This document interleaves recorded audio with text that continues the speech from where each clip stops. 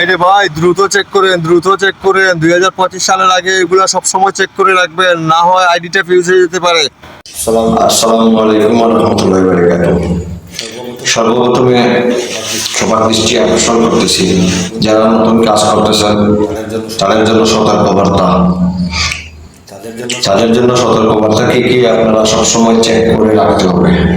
আর যদি আপনাদের কপিরাইট চলে আসে, হয়তো মিউজিকের কারণে আসুন বা অন্যের কন্টেন্টের কারণে যদি আপনার কপিরাইট আসে, তো সেটাকে কিভাবে রিমুভ করবেন, সেটা কোন জায়গায় খুঁজে পাবেন, এবং কি কি এখান থেকে কিভাবে রিমুভ করবেন, খুঁজে বার করবেন, এবং কি কি কাজ করলে রিমুভ কপিরাইট আসবে না, সে বিষয় নিয়ে আজকে বিস্তারিত এখনই আলাপ করতেছি।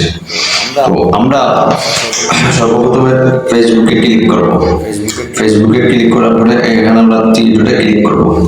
তীরটা ক্লিক করার পরে আমাদেরকে এরকম একটা ইন্টারফেস নিয়ে আসবে। এই যে এই দেখতে পাচ্ছেন প্রফেশনাল ড্যাশবোর্ডে আমরা ক্লিক করব। প্রফেশনাল ড্যাশবোর্ডে ক্লিক করার পরে আমরা একটু নিচের দিকে যাব।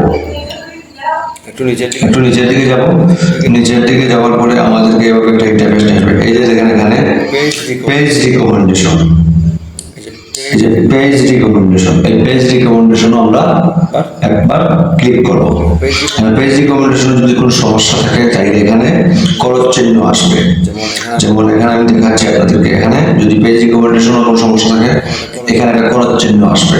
তো এখানে এই ক্রস চিহ্ন না, এখানে রাইট চিহ্ন আছে, মানে পেজ রিকমেন্ডেশন আমার এটা খুবই ভালো আছে। এখান থেকে আমরা বের হয়ে যাব।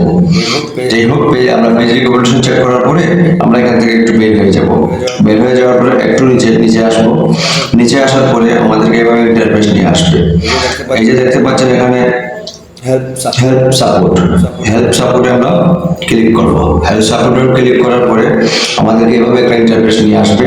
ইন্টারফেস নিয়ে আসার পরে আমাদেরকে এভাবে একটা ইন্টারফেস নিয়ে আসার পরে আমাদেরকে নিয়ে আসবে আপনার সাপোর্ট ইনবক্স। এই যে দেখেন এখানে সাপোর্ট ইনবক্সে আমরা ক্লিক করব।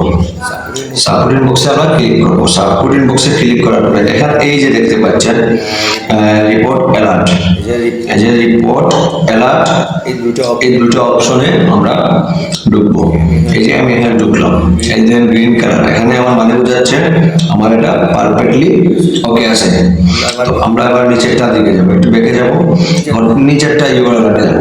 এখানে দেখেন ইউআরএল কিন্তু ক্লিয়ার সবুজ চিহ্ন আছে, এখানে কোনো সমস্যা আমাদের এখানে নেই।